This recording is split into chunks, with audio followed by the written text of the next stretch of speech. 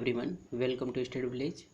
दोस्तों, आज की वीडियो में लेकर आया हूँ वाइसराय ऑफ इंडिया, भारत के वाइसराय गवर्नर जनरल का ये सेकेंड पार्ट है। फर्स्ट पार्ट में लेकर आया था, पहला वीडियो है। जिसने ये नहीं देखा है तो जाकर के वो प्लेलिस्ट में देख सकता है। ये सेकेंड पार्ट है।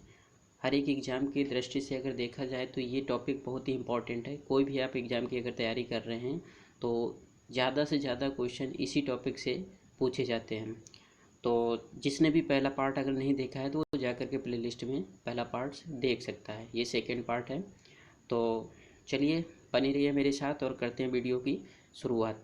तो यहाँ पर पहला क्वेश्चन हमारा आता है कि निम्नलिखित युग्मों में कौन सा युग्म सुमेलित नहीं है। यहाँ पर बक्सर का युद्ध 1764, तो यहाँ पर ये तो सही है कि बक्सर का युद्ध जो हुआ था वो 1764 में हुआ था।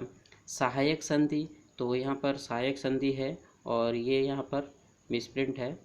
तो यहाँ पर क्या है, यहाँ पर ये सहायक संधि ऑप्शन जो दिया है वो 1763 दिया है। तो लेकिन यहाँ पर ये ऑप्शन क्या है, गलत होगा। और सहायक संधि जो थी अब वो हुई थी जाकर के 1798 में हुई थी। अब सहायक संधि के बारे में अगर हम जान लेते हैं तो सहायक संधि क्या थी कि जो उस समय के गवर्नर थे वेलेजली, तो उसने एक ये सहायक संधि बनाई थी। इसका उद्देश्य मेन था कि जो फ्रांसीसी थे और उनसे युद्ध करने के लिए कई राजाओं को एक साथ किया था और उसके बहुत सारे नियम भी थे, बनाए गए थे। और बाकी ये तीसरा दिया हुआ है ईस्ट इंडिया कंपनी के एकाधिकार 1833 में हुआ था। तो ये ऑप्शन इसका सही है और ये भी सही है कि ब्रिटिश कंपनी भारत में व्यापार खोला जाना 1813 में था। तो इसका ऑप्शन हमारा जो है क्वेश्चन के अकॉर्डिंग क्या है, सहायक संधि सेकेंड होगा।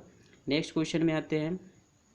नेक्स्ट क्वेश्चन हमारा है क्या कि आंग्ल नेपाल युद्ध, कौन सा आंग्ल नेपाल युद्ध ये जिस शासन काल में हुआ था वह था, इसके शासन काल में था, उस समय जो गवर्नर थे वो कौन थे।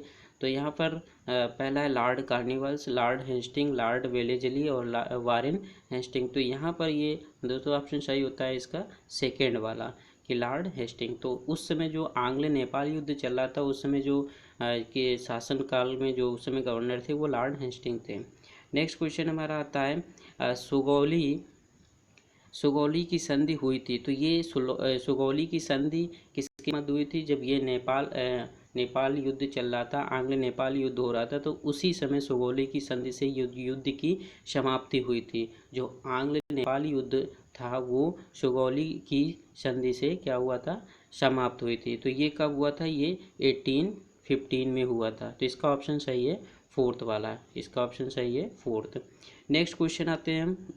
निम्नलिखित में से कौन सा युग में सुमेलित नहीं है। तो मुनरो हेक्टो बक्सर का युद्ध, तो यहाँ पर क्या मुनरो हेक्टो बक्सर के युद्ध में थे, उस समय ये वहीं के गवर्नर थे। दूसरा लॉर्ड हेस्टिंग्स नेपाल युद्ध, तो लॉर्ड अभी मैंने ऊपर डिस्कस किया कि लॉर्ड हेस्टिंग जो थे वो आंग्ल नेपाल युद्ध में वहाँ के उस समय वो गवर्नर थे। लॉर्ड वेलेजली चतुर्थ आंग्ल मैसूर युद्ध हुआ था। तो चतुर्थ आंग्ल मैसूर युद्ध जो हुआ था जिसमें कि टीपू सुल्तान मारे गए थे 1799 में। तो 1790 ये भी सही है। लॉर्ड कार्निवल्स तृतीय आंग्ल मराठा युद्ध, तो ये इसका ऑप्शन क्या हो जाएगा, ये गलत हो जाएगा। तो इसके क्वेश्चन के अकॉर्डिंग क्या है, ये फोर्थ वाला ऑप्शन सही होगा। नेक्स्ट क्वेश्चन हम पढ़ते हैं। तृतीय आंग्ल मराठा संबंधित है। तो तृतीय आंग्ल मराठा जो युद्ध हुआ था वो किससे संबंधित है, लॉर्ड कार्निवाल से संबंधित है, जिसका फोर्थ ऑप्शन सही होगा। नेक्स्ट क्वेश्चन हमारा आता है कि टॉमस मुनरो किस वर्ष में मद्रास के गवर्नर थे। कहाँ के, मद्रास के। तो मद्रास के गवर्नर थे वो 1820 से लेकर के 27 के बीच, इसका फर्स्ट ऑप्शन सही होगा। नेक्स्ट क्वेश्चन हमारा आता है तथा कथित कुशासन के आधार पर, किसके आधार पर, कुशासन के आधार पर कुशासन के आधार पर किस गवर्नर जनरल ने मैसूर राज्य को प्रशासन से ले लिया था। तो यहाँ पर यह ऑप्शन सही होगा लॉर्ड यहाँ पर ऑप्शन सही होगा लॉर्ड विलियम वेंकट ने ले लिया था।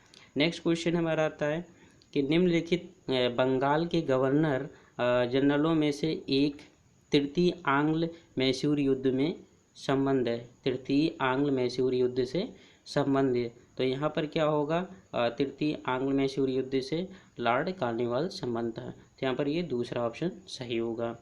नेक्स्ट क्वेश्चन आता है हमारा ठगों के नेक्स्ट क्वेश्चन है हमारा कि ठगों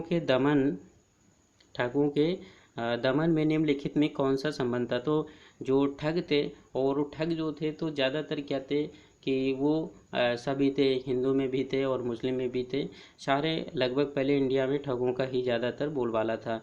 तो उसमें ठगों के दमन के लिए कौन सा संबंध है, तो उनका जो दमन किया गया था, तो यहाँ पर इसका ऑप्शन सही होगा कैप्टन स्लीमैन। तो ये कैप्टन स्लीमैन है था जिन्होंने एक मुहिम चलाया था जिसमें से वो ठगों के दमन के लिए कार्य किया था। नेक्स्ट क्वेश्चन हमारा आता है सती प्रथा पर पाबंदी किसने लगाई।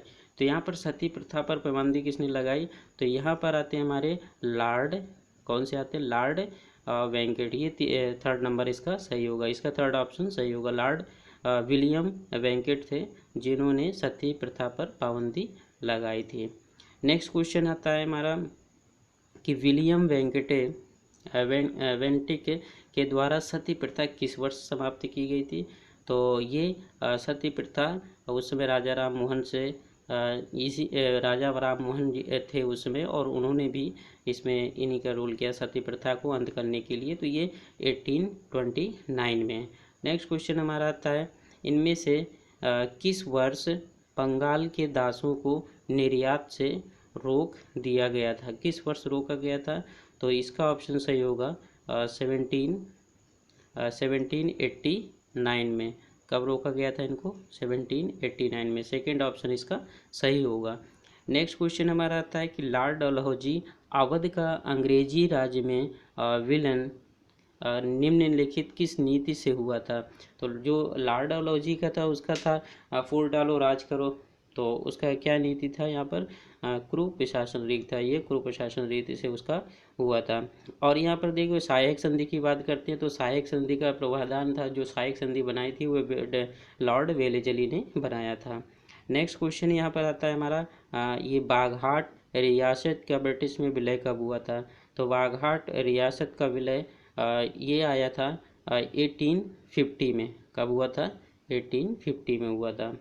नेक्स्ट क्वेश्चन हमारा यहाँ से आता है जेम्स एंड्रयूज रैमजे भारत में किस गवर्नर जनरल का वास्तविक नाम था। तो इसमें वास्तविक नाम लॉर्ड डलहौजी का था। किसका था ये, लॉर्ड डलहौजी का। तो इसका फर्स्ट ऑप्शन सही होगा। नेक्स्ट क्वेश्चन आता है ब्रिटिश साम्राज्य अवध का विलय, यहाँ पर मैंने लिखा विलय कब हुआ था। तो यहाँ पर ये होगा इसका ब्रिटिश साम्राज्य अवध का नवाब का विलय कब हुआ था अवध में। तो इसका ऑप्शन सही होगा 1853 में। नेक्स्ट क्वेश्चन है अधोलेखित युग्म में कौन सा सुमेलित नहीं है। तो यहाँ पर इसका जो ऑप्शन सही है निम्नलिखित युग्म में सुमेलित, तो ये वाला ऑप्शन इसका सही है। 1856 में अवध का विलय हुआ था। नेक्स्ट क्वेश्चन हमारा आता है निम्नलिखित में से विलय नीति का नियोजित क्रियान्वयन किया गया था। तो किसने, डलहौजी के द्वारा ये किया गया था। इसका ऑप्शन सही होगा थर्ड वाला। नेक्स्ट क्वेश्चन हमारा आता है कि ब्रिटिश द्वारा कुशासन का बहाना लेकर निम्नलिखित प्रांतों में से एक शासक को हटा दिया गया था। तो यहाँ पर दिया हुआ तो पहला जो हमारा यहाँ शासक था वो अवध शासक था, इसको हटा दिया गया था। नेक्स्ट क्वेश्चन आता है कि भारत में ब्रिटिश शासन के दौरान निम्नलिखित राज्यों में से क्रम पर विचार कीजिए। पहले झांसी और संबलपुर, अतारा, इन तीनों में से कौन क्रम में है। तो सबसे पहले जो विलय किया गया था वो था हमारा सतारा। तो यहाँ से ये वाला थर्ड वाला सतारा है, और फिर इसके बाद में आता है हमारा कौन सा, सतारा, और सतारा के बाद सेकेंड संबलपुर था, फिर इसके बाद झांसी आता है।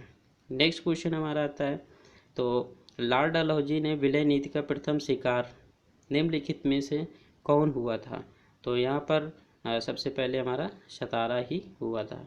नेक्स्ट क्वेश्चन हमारा आता है कि अंग्रेजों द्वारा सिंध विजय संपन्न हुआ था। तो अंग्रेजों द्वारा सिंध विजय संपन्न हुआ था, किसके समय में हुआ था, लॉर्ड एलन के बारो के समय में हुआ था। नेक्स्ट क्वेश्चन ये है हमारा कि सिंध पर ब्रिटिश ने कब्जा किया था। सिंध पर ब्रिटिश ने कब कब्जा किया था। तो सिंध पर ब्रिटिश ने कब्जा किया, तो इसमें ये ऑप्शन हमारा सही होगा कौन सा, 1849 में सिंध ने विजय पर किया था, कब्जा किया था। तो आई होप कि ये वीडियो आपको अच्छा लगा होगा। अगर वीडियो अच्छा लगे तो लाइक करें, शेयर करें और सब्सक्राइब करें। हाँ, आप अगर किसी भी एग्ज़ाम की तैयारी करना चाह रहे हैं तो कंटिन्यू रेगुलर इसमें हिस्ट्री के वीडियो आ रहे हैं और आप देख सकते हैं। चैनल को